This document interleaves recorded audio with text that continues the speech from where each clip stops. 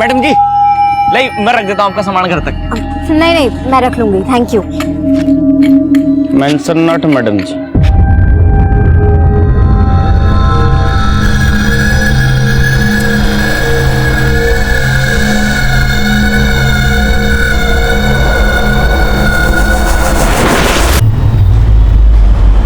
लो, हो गए फिर से दोनों शुरू। तू जब भी करनाल से आता है, इस घर में इस गेम के अलावा कोई बात नहीं चलती। तुझे पता है ना मीनल की शादी सर पे है। हाँ, अरे तुम्हें क्या हो गया? मेरी तरफ से तो पूरी तैयारी है ना। मेरे पे गुस्सा क्यों कर रहे हो? आप लोगों को शिकायत करनी है ना, गीता दीदी की करो। क्या कहा था आप लोगों ने? इस वीकेंड आ जाएगी, आई वो।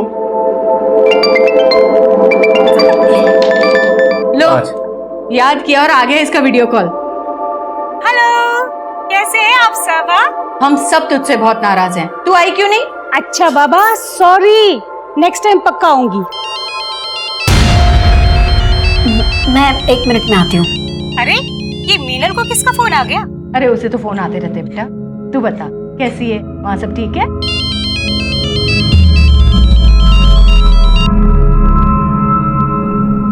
हेलो,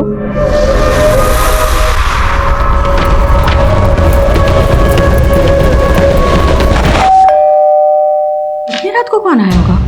मैं देखता हूँ, रुक।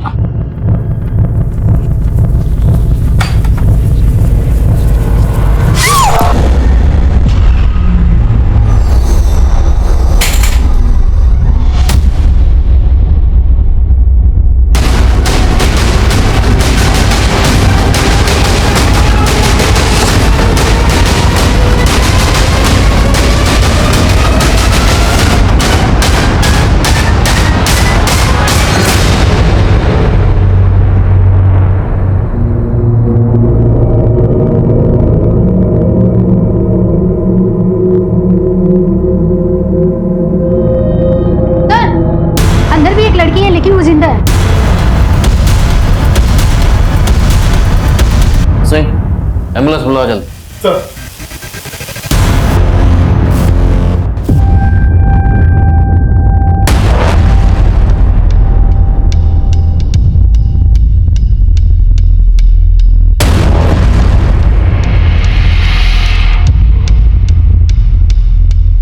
सर घर में 2 मर्डर हुए हैं और जो लड़की जिंदा है शायद उसके साथ रेप भी किया गया है। शायद उसको ही मारने का इरादा हो, लेकिन किलर को अंदाजा नहीं हुआ कि वो जिंदा है। सर घर में लूट के साइन भी हैं। हो सकता है ये मर्डर्स लूट के इरादे से किए गए हैं। माना लूट हुई है, लेकिन बॉडी को गौर से देखो। जिस बेरहमी से कत्ल किए गए, लगता है किसी ने पुरानी दुश्मनी निकाली। हो सकता है मोटिव मर्डर का ही हो और लूट मिसगाइड करने के लिए की गई, ताकि ये लगे कि सारे कत्ल किसी लूटने वाले गिरोह ने किए। सर एक कॉलोनी का चौकीदार है रतन, कल रात को नाइट ड्यूटी पे था। सुबह सबसे पहले इसी ने घटना को विटनेस किया और आसपास के लोगों को इकट्ठा भी किया। ड्यूटी पे था तो? हाँ साहब। क्या देखा तूने? कुछ नहीं साहब। इतना बड़ा कांड हो गया, तूने कुछ नहीं देखा? अब वो हमारी आंख लगी थी रात को। सिंह, इसको नींद से जगाओ जरा। साहब मैंने कुछ नहीं किया साहब। साहब विकास, पड़ोसी से पूछताछ करो और देखो आसपास कोई सीसीटीवी है या नहीं। सर।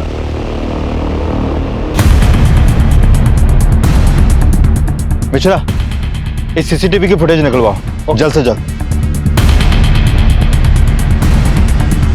सर माधुरी आंटी यहाँ अपनी बेटी मीनल के साथ रहती थी और उनका बेटा रामेंद्र करनाल में काम करता था। हर सैटरडे संडे को आता था, तो शायद कल भी आया हो। उनका कोई रिश्तेदार है? हाँ सर, उनकी एक बड़ी बेटी भी है गीता, पर उसकी शादी हो चुकी है और अभी वो भोपाल में रहती है। अच्छा, माधुरी की फैमिली का किसी से कोई झगड़ा, कोई दुश्मनी, ऐसा कुछ? सर ये लोग बहुत ही अच्छे थे और माधुरी आंटी आए दिन पूजा पाठ दान पुण्य भी करती थी। साहब हमारी सोसाइटी में एक ही गार्ड है रतन। 3-4 बार हमने नाइट के लिए अलग गार्ड रखा, मगर साहब वो किसी को टिकने ही नहीं देता था।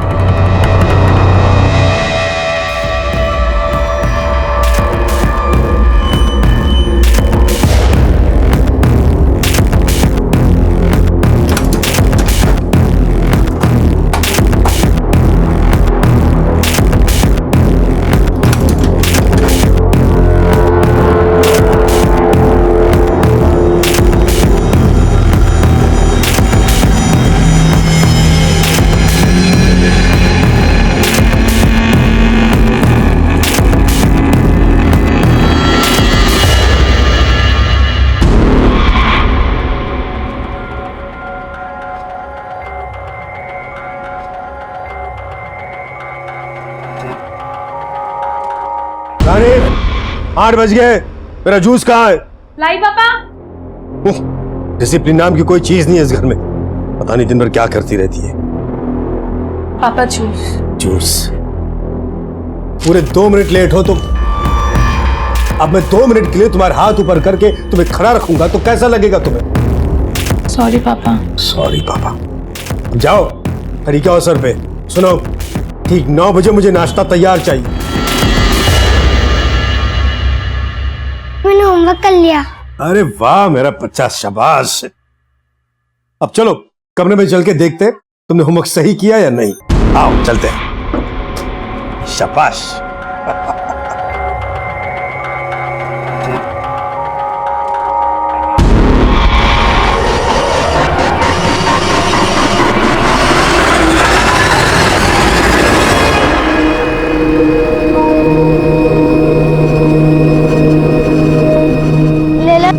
ले लो ना फूल, ले लो ना 5 रुपए में, 5 रुपए में।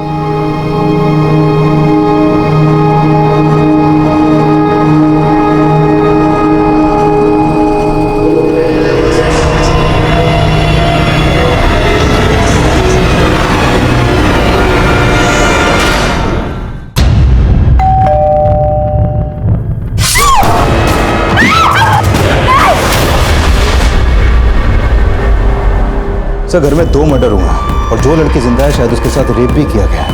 लेकिन बॉडी को गौर से देखो, जिस बेरहमी से कत्ल किए गए हैं, लगता है किसी ने पुरानी दुश्मनी निकाली। हो सकता है मोटिव मर्डर का ही हो और लूट मिसगाइड करने के लिए की गई।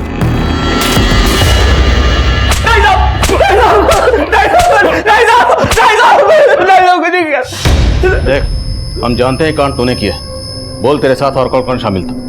साहब मैंने कुछ नहीं किया साहब। हमारी गलती बस इतनी सी कि हमारी आग लग गई थी। आखिरी मौका दे रहा हूँ, सच बोल दे, वरना मीनल के होश में आने के बाद सच खुद ब खुद सामने आ जाएगा।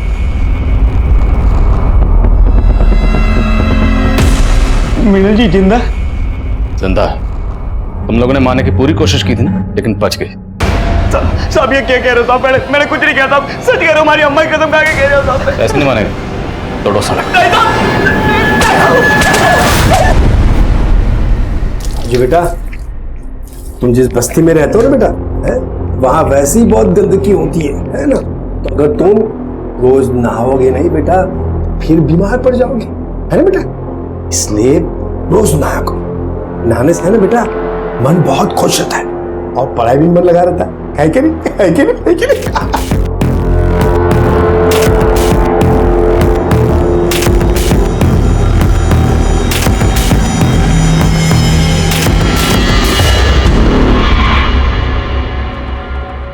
पापा जी,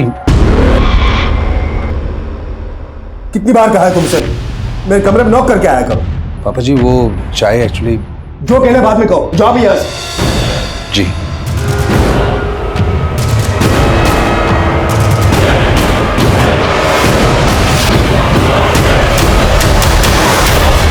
तो मोहल्ले के गेट पे जो सीसीटीवी मिला था वो पिछले 5 दिनों से फंक्शनल नहीं है। हो सकता है उसे भी पर्पसली खराब किया गया हो और इसमें भी रतन इन्वॉल्व हो।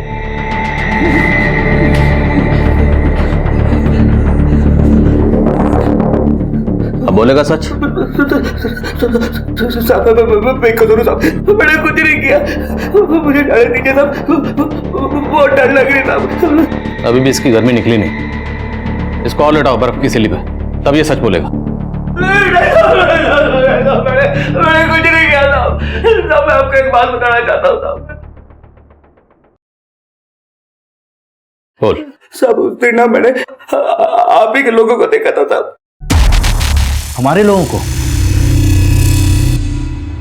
मतलब पुलिस वालों को? हाँ साहब, पहले मैं ये बात बताने से आपको डर रहा था, लेकिन उस रात ना साहब पुलिस वाले आए थे वापस और मेरी आग लगी हुई थी, इसलिए उनके पास जाने की मेरी हिम्मत भी नहीं हुई साहब। साहब वहां पर रात काफी थी साहब, इसलिए अंधेरे में किसी के चेहरा नहीं देख पाया, पर सबने पुलिस की वर्दी पड़ी हुई थी साहब। अपनी बकवास बंद कर। थोड़ी देर बाद बोलेगा वहां 4 टेररिस्ट आए थे गाड़ी में, तो तेरी बात मान लेंगे हम?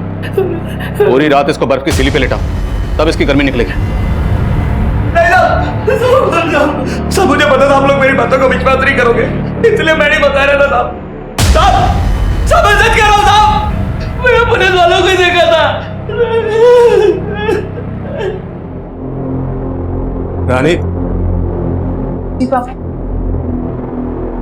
मैं बच्चों को पढ़ाने जा रहा हूँ, ठीक 8 बजे वापस आऊंगा। तब तक मुझे खाना तैयार चाहिए।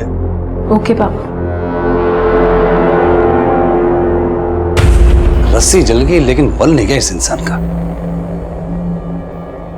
गनीमत समझो तुम्हारी शादी मुझसे करवा दी पापा ने। हाँ, तुम्हारे लिए तो अच्छा है ना, लेकिन मेरा कहने को मैं इस घर का जमाई हूं, लेकिन मेरी औकात कुत्ते से ज्यादा नहीं है।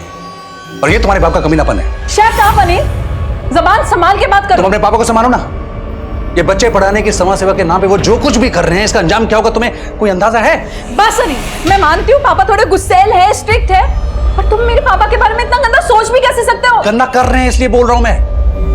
तुम्हारे पापा क्या कर रहे हैं, क्या करतूतें कर रहे हैं, वो सब मैं देख चुका हूं। तुम्हारे पापा के चक्कर में हम सब फंसने वाले हैं। एक भी बच्चे के अगर माँ बाप को यह पता लग गया ना, तो हम सबके सब जेल पे चले जाएंगे।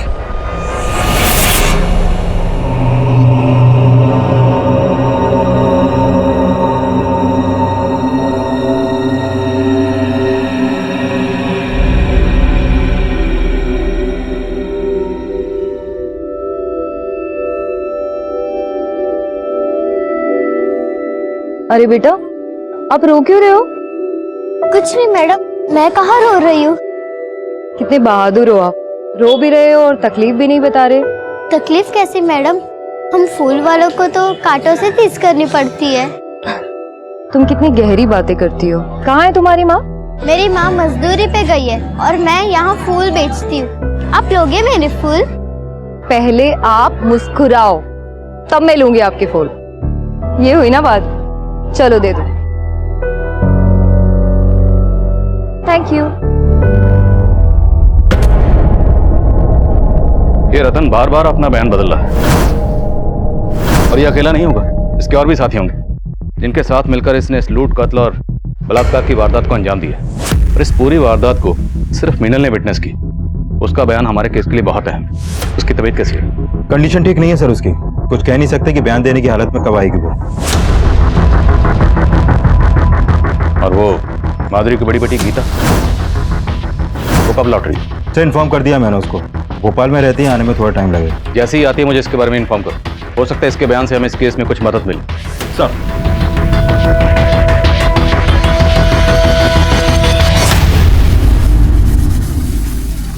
माँ, वो आंटी बहुत अच्छी है, उन्होंने मेरे सारे फूल ले लिए। तू है ही ऐसी, ये पत्थर भी पिघल जाए। पर तुम नहीं पिघलती माँ, और मेरी एक भी बात नहीं मानती। तू सोच ले, मैं तेरी निर्दयी माँ हूं, लेकिन तेरा भला ही सोचूंगी। मैं कमिंग सर। कम इन। सर फॉरेंसिक टीम को माधुरी के घर से ऐसे कोई भी अननोन फिंगरप्रिंट्स नहीं मिले हैं जो क्रिमिनल से बिलोंग करते हो। शायद क्रिमिनल्स ने हैंड ग्लव्स पहने होंगे। सर रतन बोल रहा था कि वहां पर पुलिस की वर्दी में लोग आए थे, लेकिन मैंने पेट्रोलिंग टीम से चेक किया, उस रात वारदात के दौरान वहां पर कोई भी पीसीआर नहीं गई थी। मतलब ये रतन झूठ बोल रहा है। हो सकता है उसने खुद ही किसी गैंग को एंट्री दी हो। लेकिन सर रतन के कॉल रिकॉर्ड में इसका कोई क्लू नहीं मिल रहा। एक बात और सर, मैं मीनल का इलाज कर रहे डॉक्टर से मिला था, उन्होंने कंफर्म किया कि मीनल के साथ रेप भी हुआ था। लेकिन सर मीनल की बॉडी पर से सिर्फ एक ही रेपिस्ट का डीएनए मिला, जबकि हम मान रहे थे कि इतनी बड़ी लूट और हत्या को कई लोगों ने अंजाम दिया होगा। मीनल की बॉडी पर जो रेपिस्ट के डीएनए सैंपल्स मिले, उसे रतन के डीएनए सैंपल से मैच करवाने की परमिशन निकलवाओ। सर रतन, रविंदर, माधुरी और मीनल, इन सब के कॉल रिकॉर्ड चेक किए। सर मीनल के नंबर पे एक सस्पिशियस नंबर मिला है, और पिछले काफी समय से मीनल की इस नंबर पे बातें हो रही थी। किसका नंबर है? सर दीपक शर्मा, गुरुग्राम के सेक्टर 15 का रहने वाला है, और सर घटना के 2 दिन पहले से ये गायब है। इसके घर पे भी ताला लगा है। तब पता चला है कि मीनल के साथ इसकी शादी होने वाली थी। ये मीनल का मंगेतर है? जी सर। तो इसका इस लूट और बलात्कार से क्या कनेक्शन हो सकता है?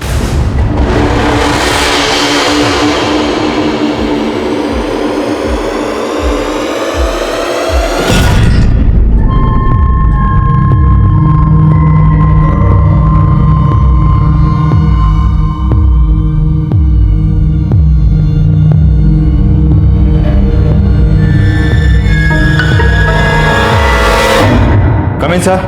हमें सर मीनल की बहन गीता आई है। बोला। सर उस रात मेरी सबसे फोन पे बात हुई थी, सब खुश थे। आपका पूरा परिवार खत्म हो गया, फिर भी आपको यहाँ आने में 24 घंटे से ज्यादा वक्त लग गया। सर मेरे हस्बैंड हॉस्पिटलाइज्ड है और यहाँ आने के लिए मुझे टिकट भी नहीं मिल रही थी। अब आपकी माँ तो रही नहीं, और वैसे भी मीनल तो आपकी सगी बहन तो है नहीं। अब आपकी माँ के गुजरने के बाद उनकी पूरी प्रॉपर्टी, घर बार, सब कुछ तो आप ही का है ना? आप कहना क्या चाहते हैं सर? वही जो आप समझ रही हैं। हमें पता चला है कि आपकी माँ अपनी प्रॉपर्टी का 50% आपकी सौतेली बहन मीनल को देने वाली थी, और बाकी का आपको और आपके भाई रामेंद्र को। सर आप जैसा सोच रहे ऐसा कुछ नहीं था, और 50% का हिस्सा उसे देना वो तो माँ का अपना डिसीजन था सर। लेकिन आपको अपनी माँ के इस डिसीजन से ऑब्जेक्शन थी, आपने ऑब्जेक्ट भी किया था। यस सर, हमने ऑब्जेक्ट किया था, और माँ तो मीनल को हमारा घर भी देना चाहती थी। सर उस घर से हम सबकी यादें जुड़ी थी, हम बस यही चाहते थे कि वो घर मीनल को ना मिले। और आपकी माँ नहीं मानी इसलिए आपने उनको? नहीं सर, ऐसा कुछ नहीं था, और माँ ने तो हमारी बात मान ली थी। वो बोली थी कि वो मीनल के लिए दूसरा घर खरीदेंगे। दूसरा घर? यस सर, इसी वजह से तो घर में काफी सारा कैश रखा हुआ था, और वो सब। अच्छा, आप दीपक के बारे में क्या जानते हैं? सर माँ मीनल की शादी दीपक से कराना चाहती थी, पर मुझे दीपक बिल्कुल पसंद नहीं था सर। क्या? क्योंकि वो मीनल से सिर्फ इसलिए शादी करने के लिए तैयार हुआ ताकि उसे माँ से घर और काफी सारा दहेज मिल सके। मीनल अपाहिज है, इसलिए उसका घर बसाने के लिए माँ कुछ भी करने के लिए तैयार थी। मुझे तो दीपक की नीयत पे शुरू से ही शक था सर। पर हमें पता चला कि दीपक गायब है। क्या? आप हमें बता सकती हैं दीपक कहाँ मिलेगा? उसके किसी जान पहचान वाले को आप जानती हैं? सर मैं उसके बारे में ज्यादा तो नहीं जानती, पर उसने बोला था कि उसके माँ बाप भी अब इस दुनिया में नहीं है। ठीक, अब जा सकते हैं। सर दीपक इस घटना के 2 दिन पहले से अपना फोन बंद करके गायब है। कहीं ऐसा तो नहीं कि पहले दीपक ने उस दिव्यांग लड़की मीनल से शादी करने की हाँ की और फिर इस लूट और हत्या को अंजाम दिया? इस केस को समझने के लिए पहले हमें मीनल और दीपक को समझना होगा। इस दीपक को किसी भी सूरत में ढूंढो। सर दीपक के कॉल रिकॉर्ड में उसके कुछ दोस्तों और रिश्तेदारों के नंबर मिले थे, मैं उन सबसे मिला, लेकिन उसका कहीं से कोई लीड नहीं मिल पा रहा। हो सकता है कोई कुछ छुपा रहा हो। दीपक के कॉल रिकॉर्ड में जितने नंबर हैं सबको इन्वेस्टिगेट करो। सर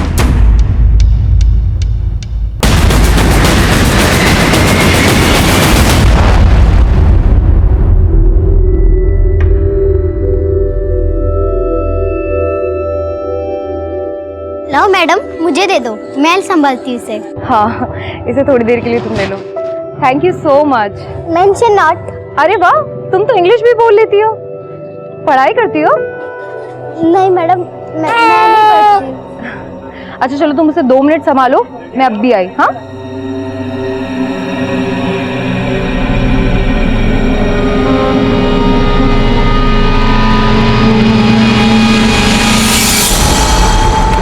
कम इन सर।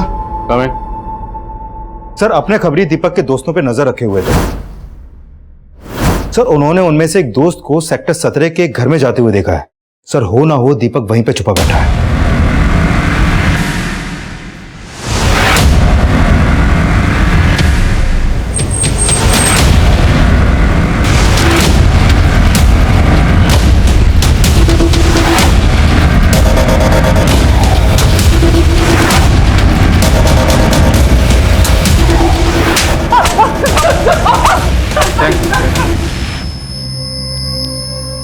सर मैं वैष्णो देवी गया हुआ था सर। मैं एक प्रीपेड नंबर यूज करता हूँ, इसलिए मेरा मोबाइल बंद हो गया सर। लेकिन जब मैं गुरुग्राम वापस आया मुझे मालूम चला कि मीनल की फैमिली के साथ ये सब हो गया है। मैं बहुत डर गया था सर, इसलिए छुप गया था। तो डर इसलिए रहा था क्योंकि तू इस सब में शामिल है? नहीं सर, मेरा इसमें कोई हाथ नहीं है सर। सर मैं तो मीनल से मिलने के लिए हॉस्पिटल भी गया था, लेकिन आप सबको वहां देखकर मेरी हिम्मत नहीं हुई सर। तो मैं जानता हूँ कि गीता मुझे पसंद नहीं करती, और मैं ये भी जानता हूँ कि सबसे पहला शक उसका मेरे पे ही आएगा सर। उसी डर से मैं छिपा हुआ था सर। आखिरी मौका दे रहा हूं, सच बोल दे। नहीं सर, ऐसा कुछ भी नहीं है सर, मैंने कुछ भी नहीं किया। ला प्रसाद इसको। दीपक के डीएनए को भी मीनल की बॉडी पर मिले रेपिस्ट के डीएनए से मैच करवाओ, देखते हैं क्या सामने आता है। मीनल की तबीयत कैसी है? सर धीरे धीरे रिकवर कर रही है वो, लगता है बहुत जल्द बयान देने की हालत में होगी। रतन के अलावा माधुरी की बड़ी बेटी गीता और मीनल का मंगेतर दीपक भी हमारे प्राइम सस्पेक्ट, और इस वारदात का मकसद माधुरी की जायदाद के पीछे का लालच ही नजर आ रहा था। लेकिन इस केस के कई और पहलू, कई और ऐसे चेहरे थे जो तब हमें नजर नहीं आए थे। फूल बेचने वाली बच्ची सरिता, सरिता की मां रमाकांति और वहीं कर्नल अनंत चौधरी और उसका परिवार, वो सब इस केस के चेहरे थे। लेकिन ये सब चेहरे इस केस से कैसे जुड़ने वाले थे तब हमें पता ही नहीं था।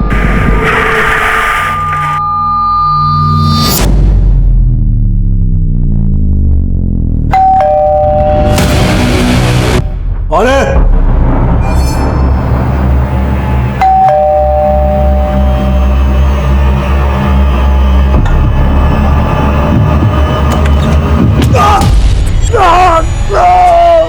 क्या बदतमीजी है।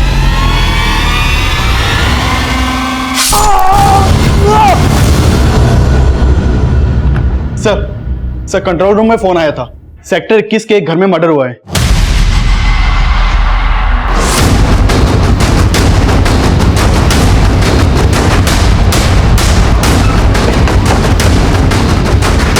सर ये वाला घर है।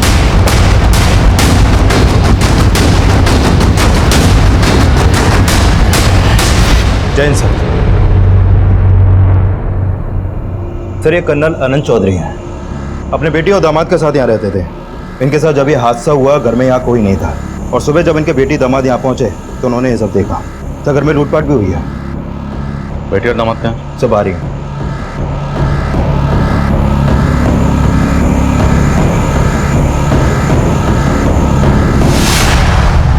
कल मैं और मेरे हस्बैंड अपने रिलेटिव से मिलने रोहिणी गए हुए थे, और जब हम सुबह घर वापस आए तो आपके और कर्नल साहब के अलावा घर में कोई और भी रहता है? नहीं सर। आपको किसी भी शक? सर अभी कुछ भी समझ में नहीं आ रहा। कर्नल चौधरी के बारे में सब कुछ पता लगा उनकी बेटी और दामाद जो उनके बारे में कह रहे हैं उसमें कितनी सच्चाई? सर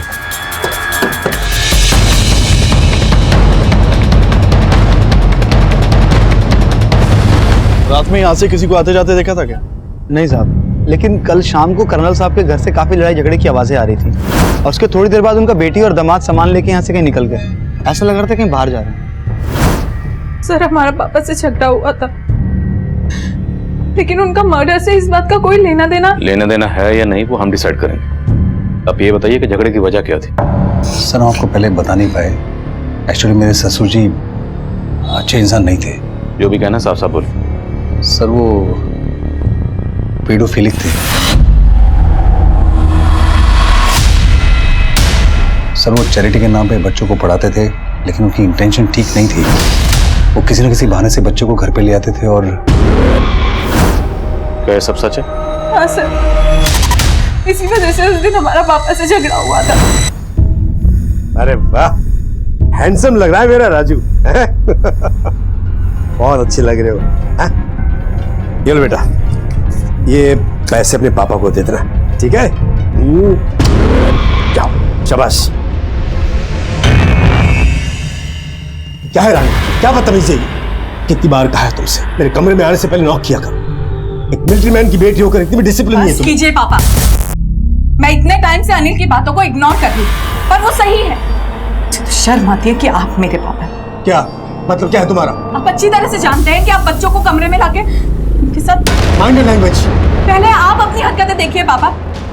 नहीं रहना ऐसे इंसान के साथ जो बच्चों के साथ ऐसी गंदी हरकतें करते। नहीं रहना मेरे साथ तो निकल जाओ यहाँ से।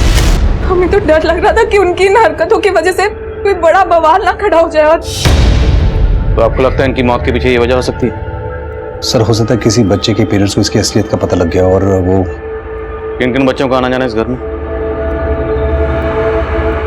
सर अभी कुछ दिनों से कोई राजू नाम का लड़का बार बार आ रहा था घर पर। रहता कहाँ है रोज? सर वो पास की बस्ती में रहता है। उसका स्केच बनवा सकते हैं?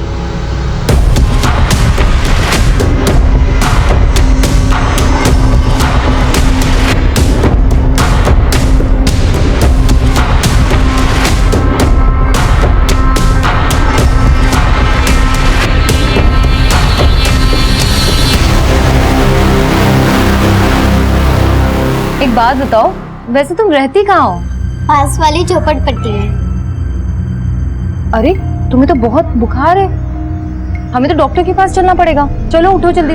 नहीं मैम, मैं ठीक हूँ। नहीं होगा, चलो। हाँ साहब, कर्नल साहब यहाँ के बच्चों को पढ़ाते थे। तो बच्चों, हम आज फिर से हिंदी कविता दोहराएंगे जो हमने कल पढ़ी थी। चल घर चल घर पे। अरे अरे ये क्या कर रही है? मोहन को क्यों ले जा रही है? मेरे बच्चों से दूर रहा करो।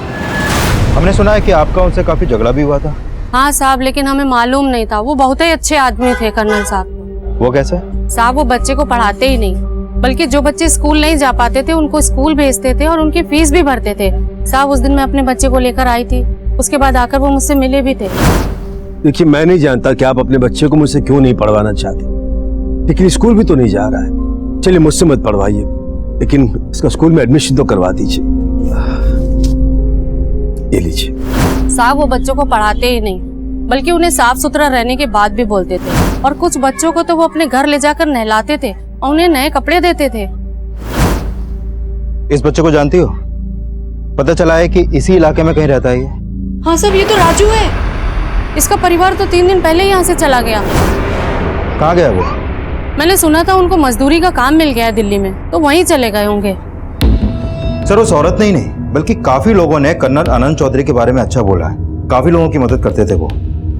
लेकिन सर समझ में नहीं आ रहा कि रानी और अनिल को ये क्यों लगा कि वो पेडोफाइल है। अब या तो ये दोनों झूठ बोल रहे हैं, या हो सकता है उनकी गलतफहमी हुई और उन लोगों ने जिस राजू नाम के बच्चे का स्केच बनवाया वो 3 दिन पहले अपनी फैमिली के साथ कहीं चला गया। इसका क्या चक्कर हो सकता है?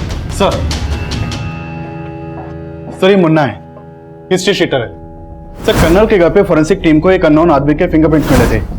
हमने अपने डाटाबेस से वो फिंगरप्रिंट मैच करके देखे, वो इस मुन्ना हिस्ट्री शीटर के फिंगरप्रिंट से मैच करते हैं। सर मुन्ना राजस्थान की एक जेल में लूटपाट और चोरी के इल्जाम में बंद रह चुका है। काफी टाइम पहले वहां से छूट गया था, लेकिन अभी अंडरग्राउंड है। तो हो सकता है इस हिस्ट्री शीटर मुन्ना ने कर्नल चौधरी का कत्ल किया, और यह भी हो सकता है किसी ने इसको सुपारी दी। लेकिन सवाल यह है कि सुपारी किसने दी होगी? सर हो सकता है ये सुपारी रानी और अनिल ने दी, क्योंकि पता चला है कि रानी और अनिल की कर्नल आनंद चौधरी से बिल्कुल नहीं बनती थी और कर्नल के मरने के बाद जायदाद भी उन्हीं की होने वाली थी। तो शायद रानी और अनिल ने हमें कर्नल के बारे में रॉन्ग इन्फॉर्मेशन दी। दोनों की बैकग्राउंड चेक करो, और यह भी चेक करो क्या कर्नल की बैकग्राउंड में कोई ऐसा था जिसका इस हिस्ट्री शीटर मुन्ना से कोई ताल्लुक हो। सब माना कि मैं उनकी सगी बेटी नहीं थी, लेकिन उन्होंने हमेशा मुझे अपनी बेटी की तरह ही पाला था। उनके कहने पे ही मैं दिग्विजय से शादी कर रही थी। उस दिन रात को रामेंद्र भैया करनाल से वापस आए थे। हम बहुत खुश थे सब।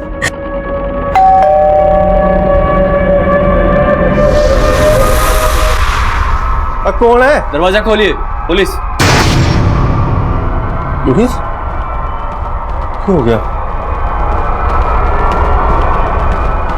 जी पर बात क्या है? ये माधुरी जी का घर है ना? जी। आपसे एक केस के बारे में बात करनी है। दरवाजा खोलिए।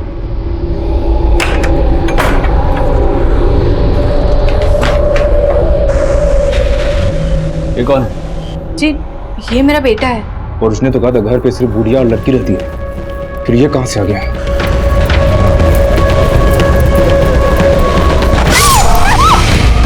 तुम चारों ने पुलिस की यूनिफॉर्म पहनी थी? हाँ सर। सर मतलब रतन वाकई में सच बोल रहा था कि उस रात पुलिस यूनिफॉर्म में कोई गैंग आया था। लेकिन ऐसा कौन सा गैंग हो सकता है जो पुलिस यूनिफॉर्म पहन के इस तरह का कांड करे? पता करो, क्या पहले भी कभी किसी गैंग ने इस तरह का कांड किया? सर अरे तुम्हें तो बुखार था ना, तुम बेडरूम से यहाँ क्यों आई? और ये एप्पल मैं तुम्हारे लिए लेकर आई हूँ। मेरा बुखार तो उठ गया, और वैसे बिना छोटू बेबी को देखे मेरा मन नहीं लगता। और छोटू बेबी का भी तुम्हारे बिना मन नहीं लगता। वो क्या है, छोटे बेबी को दूर से ही प्यार, वो क्या कहते हैं, इन्फेक्शन। हाँ देखो छोटू बेबी, तुम्हारी मासी कितनी समझदार है। मैं मासी हूँ? सरिता मासी। मासी?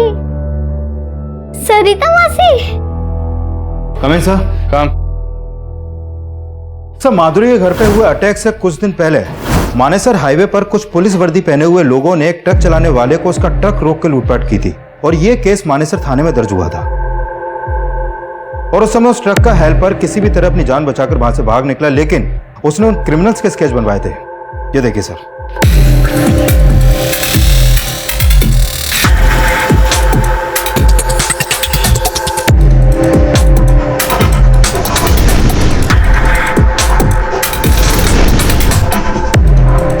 जिनमें एक मुन्ना भी था।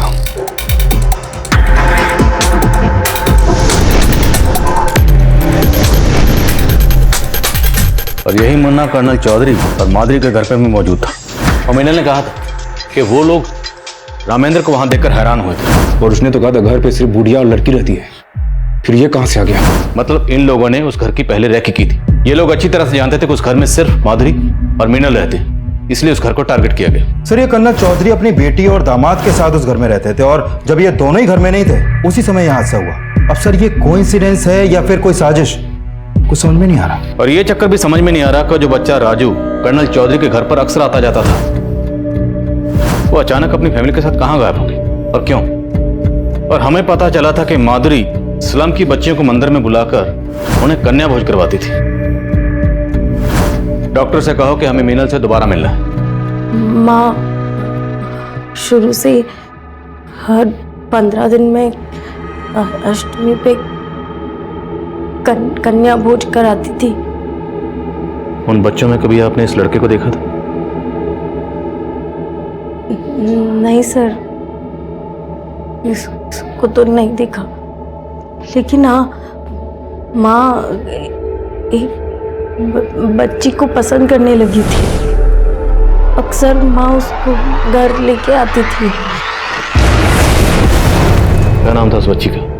कहाँ रहती थी जानती हैं? नहीं पता सर, लेकिन वो मैंने उसे मंदिर में फूल बेचते हुए देखा था।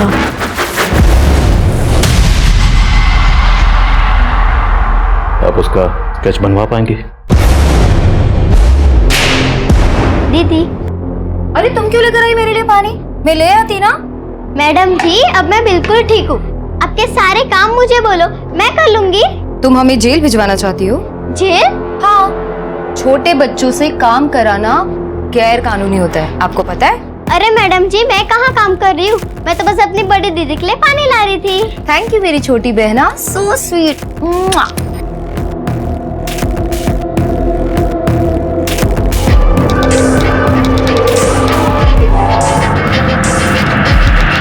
सर, मीनल ने जिस बच्ची का स्केच बनवाया था मैंने इसके बारे में मंदिर में पता किया, लेकिन सर ये काफी टाइम से वहां पर देखी नहीं गई है। लेकिन ये पता चला है कि इस बच्ची का नाम सरिता है। और सर, जितने भी लोगों से मैंने इस बच्ची के बारे में पूछताछ की, निकलकर यही सामने आया कि बच्ची सरिता माधुरी के घर पे हुए अटैक से पहले ही गायब हो गई थी। और वो बच्चा राजू, वो भी कर्नल के घर पे अटैक होने के 2 दिन पहले गायब हुआ था। लेकिन सर, इन बच्चों का मुन्ना जैसे हिस्ट्री शीटर से क्या कनेक्शन हो सकता है? कुछ ना कुछ कनेक्शन तो है विकास, अब क्या कनेक्शन है ये पता लगाना होगा। खबरियों को काम पे लगा, दोनों केसेस की इंफॉर्मेशन निकलो। सर, हमें ऐसा लग रहा था कि राजू और सरिता ऐसे दो चेहरे थे जो इन दोनों ही केसेस को जोड़ने वाली कड़ी थे, लेकिन उनका हिस्ट्री शीटर मुन्ना से क्या कनेक्शन हो सकता था, ये जानने के लिए हमने दिल्ली, हरियाणा और राजस्थान के तकरीबन सारे पुलिस स्टेशन की पुरानी फाइलों को छान मारा। पुलिस टीम और खबरियों की दिन रात की मेहनत के बाद हमारे हाथ ऐसी इंफॉर्मेशन लगी जिसने इस केस का एक अलग ही पहलू हमारे सामने रख दिया। माधुरी और कर्नल चौधरी के घर पर लूट की वारदातों को अंजाम देने वाला कोई और नहीं बल्कि यही गैंग है, रिचर्ड गैंग।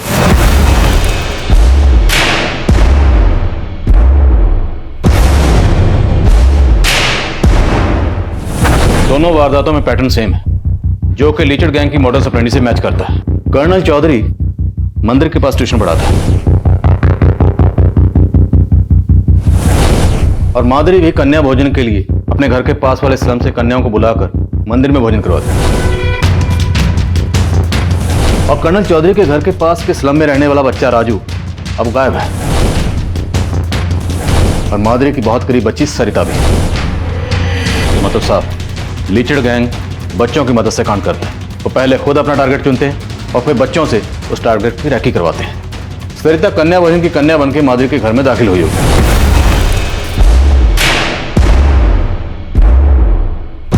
और ये बच्चा राजू स्टूडेंट बनके कर्नल चौधरी के घर में। और हो सकता है कि शायद ये दोनों बच्चे लिचर्ड गैंग के लिए काम करते हैं।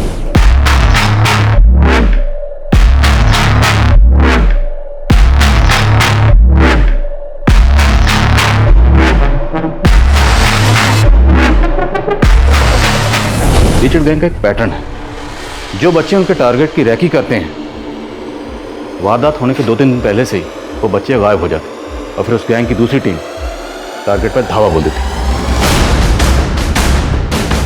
यह है लीचर गैंग का लीडर राजबल्लभ, 8 कत्ल और लूटपाट के केसेस में वांटेड है। इससे पहले इस गैंग के सामने सारे केसेस की एक एक डिटेल स्टडी करो, खबरों को काम पे लगाओ। इससे पहले ये गैंग किसी और को अपना टारगेट बनाए, हमें इस गैंग को धरना है किसी भी सूरत में। सर दीदी, आपके साथ आपके पति नहीं रहते? नहीं, वो फौज में रहते हैं, मगर जब आएंगे मैं तुमको उनसे मिलवाऊंगी, ठीक है? पर मैं तो आज ही जा रही हूँ। आज ही जा रही हो? कहाँ जा रही हो तुम? मेरी माँ को नया काम मिला है सोहना में, तो हम वही जा रहे हैं आज। तुम आज ही जा रही हो और तुमने मुझे बताया भी नहीं? खैर छोड़ो, सोहना में कहाँ? हम तुमसे वहाँ पर मिलने आएंगे। वो तो पता नहीं, पर हाँ, मैं अपनी माँ से पूछकर आपको फोन करूंगी। पक्का? पक्का। ठीक है, बाय दीदी। अब मैं जाऊँ? नहीं, 1 मिनट रुको।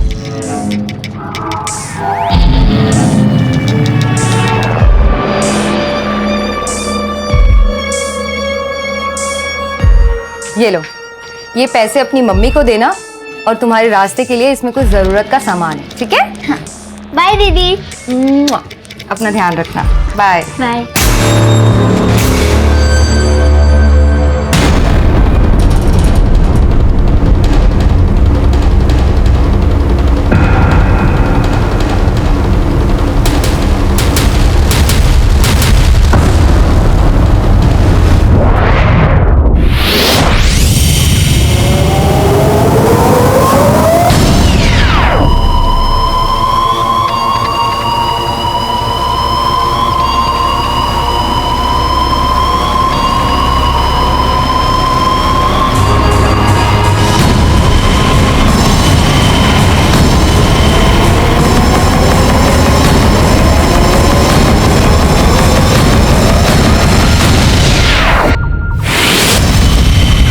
हाँ जगत बोलो।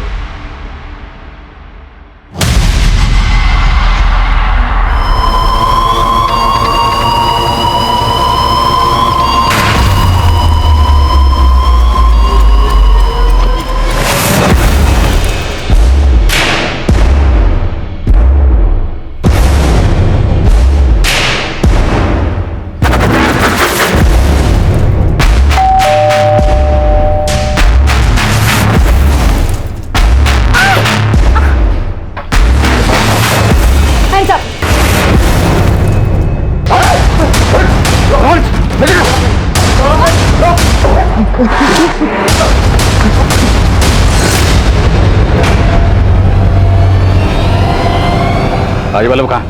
बोलो बोलो, राजबल्लभ कहाँ? एक तरफ जहां हमने अनीता के घर में होने वाली लूट की कोशिश को नाकाम कर दिया था, वहीं दूसरी तरफ हमारे एरिया के एक और घर को टारगेट बनाया गया था, जहां माधुरी और कर्नल के घर की तरह ही न सिर्फ लूट हुई थी, बल्कि उस घर में रहने वाले अकेले बुजुर्ग का कत्ल भी कर दिया गया था। इस वारदात की मोडस ऑपरेंडी भी लीचर गैंग से मिलती जुलती नजर आ रही थी, लेकिन अनीता के घर से हमने जिन मुजरिमों को पकड़ा था, उनके बयान एक बार फिर से इस केस को उलझाने वाले थे। लीचर गैंग के लिए काम करते ना? नहीं साहब, हम किसी लीचर गैंग के लिए काम नहीं करते साहब, हम तो वहाँ चोरी करने गए थे साहब।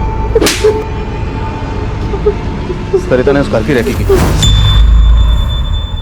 और सरिता ने माधुरी के घर की रेकी भी की थी, जहां तुम लोगों ने पहले लूट की और फिर उस घर को लूटा। और वो लड़का राजू, वो भी तुम्हारे गैंग के लिए काम करता है। उसी की मदद से तुम लोगों ने कर्नल का घर लूटा और उसका कत्ल किया। साहब हमने किसी का कत्ल नहीं किया साहब, और हम किसी भी सरिता और राजू को भी नहीं जानते साहब। झूठ बोलता, ऐसे नहीं मानेंगे, तोड़ो इन्हें। ये सब अपने आदमियों को बचाने की कोशिश कर रहे हैं। सर इनमें से तो कोई सच ही नहीं उगल रहा है। एक बार फिर से अनीता को मिलते हैं, हो सकता है वो हमें सरिता के बारे में कुछ ऐसा बता सके जिससे हमें राजबल्लभ और उसके बाकी आदमियों तक पहुंचने में मदद मिले। Right sir. जब सरिता यहाँ से गई थी तो उसने आपसे कुछ कहा? कोई भी ऐसी बात जो हमें उन तक पहुंचने में मदद कर सके? सर मैंने जब उसे 2000 रुपए दिए थे तो वो 10-15 मिनट के बाद फिर से मेरे पास वापस आई थी। ये लो, ये पैसे अपनी मम्मी को देना और तुम्हारे रास्ते के लिए इसमें कुछ जरूरत का सामान है। दीदी। सरिता क्या हुआ? तुम रो क्यों रहे हो? दीदी मुझे माफ कर दो। माफ कर दो? लेकिन हुआ क्या? दीदी आप चले जाओ, वरना वो लोग आके आपको मार देंगे। मार देंगे? सर उसी के बाद मैंने आपको सरिता के बारे में इन्फॉर्म किया था। लेकिन हाँ सर, सरिता बोल रही थी कि वो अपने मम्मी पापा के साथ सोना जा रही है। सोना, इस छोरी ने फिर से हमारे साथ दगा करा है। वो तो इसके हाव भाव से मन में पहले ही पता चल गया था कि वो हमने फंसवाएगी, इसलिए मैंने वहां अपने दूसरे आदमियों को भेजा था। लेकिन राज वल्लभ भाई, पुलिस ने उन्हें पकड़ लिया है। वो लीचड़ गैंग के वफादार आदमी है, मुंह नहीं खोलेंगे। लेकिन ये सरिता, इसने इसके की सजा जरूर मिलेगी। हमारे गैंग का यो नियम है, जो भी दगा करे है उसने सजा मिले, और सरिता तन्ने भी सजा मिलेगी।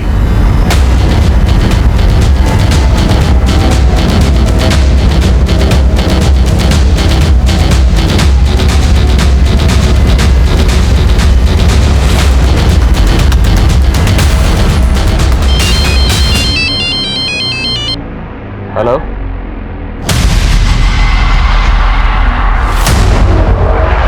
गाड़ी घुमा, आगे से उठा लो।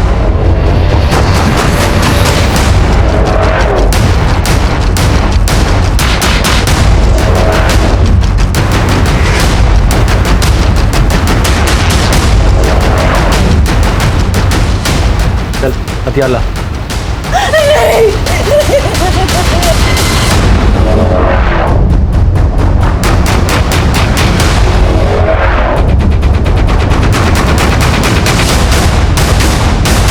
सरिता, अब बस।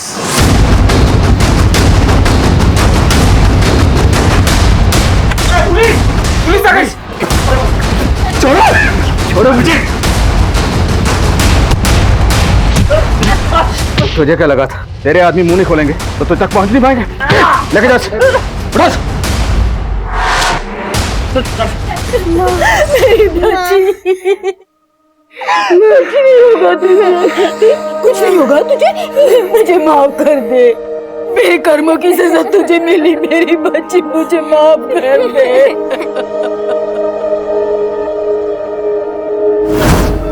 सरिता इस केस की एक ऐसी विक्टिम थी जो लीचड़ गैंग के सरगना राजवल्लभ के शारीरिक शोषण का शिकार हुई थी। यूं तो सरिता खूंखार अपराधियों के लीचड़ गैंग का हिस्सा थी, लेकिन उसकी मासूमियत ने उसे यह फर्क बहुत जल्दी समझा दिया था कि लालच और हिंसा का अंत हमेशा बुरा होता है। सरिता को हमने बचा लिया और सरिता समेत बाकी और बच्चों को भी बाल सुधार गृह में भेज दिया गया।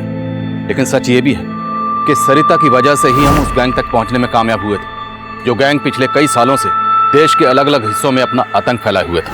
कंपैशन, दया भाव समाज के समुचित विकास के लिए अच्छा है, लेकिन जज्बातों की रौ में बहकर बिना जांच पड़ताल किए किसी अनजान के लिए अपने घर के दरवाजे खोल देना एक दस्तक है।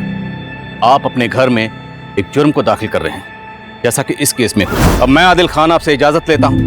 आपसे फिर मुलाकात होगी एक और नए केस के साथ। तब तक देखते रहिए क्राइम पेट्रोल दस्तक। मकसद बताना नहीं, बचाना। मीनल की शादी सर पे। हाँ, अरे तुम्हें क्या हो गया? मेरी तरफ से तो पूरी तैयारी है ना, मेरे पे गुस्सा क्यों कर रहे हो? आप लोगों को शिकायत करनी है ना, गीता दीदी की करो। क्या कहा था आप लोगों ने? इस वीकेंड आ जाएगी, आई वो। लो, याद किया और आ गया इसका वीडियो कॉल। हेलो, कैसे हैं आप सब? हम सब तुझसे बहुत नाराज हैं। तू आई क्यों नहीं? अच्छा बाबा, सॉरी, नेक्स्ट टाइम पक्का आऊंगी।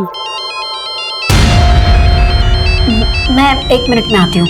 अरे, ये मीनल को किसका फोन आ गया? अरे उसे तो फोन आते रहते बेटा। तू बता कैसी है, वहाँ सब ठीक है?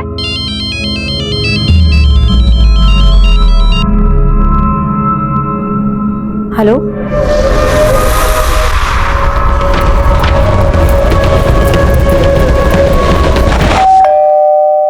इतनी रात को कौन आया होगा?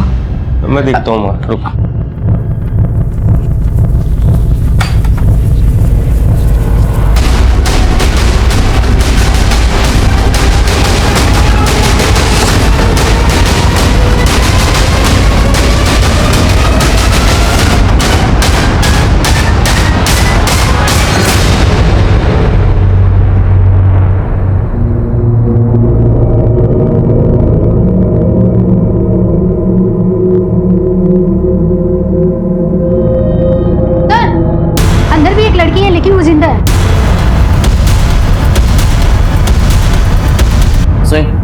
एम्बुलेंस बुलाओ जल्दी। सर,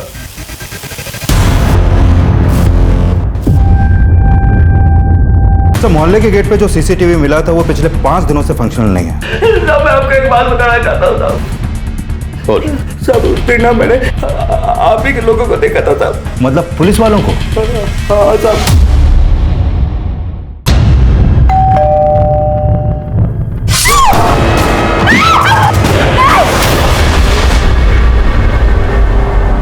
सर घर में 2 मर्डर हुआ और जो लड़की जिंदा है शायद उसके साथ रेप भी किया गया है। लेकिन बॉडी को गौर से देखो, जिस बेरहमी से कत्ल किए गए लगता है किसी ने पुरानी दुश्मनी निकाली। हो सकता है मोटिव मर्डर का ही हो और लूट मिसगाइड करने के लिए की गई।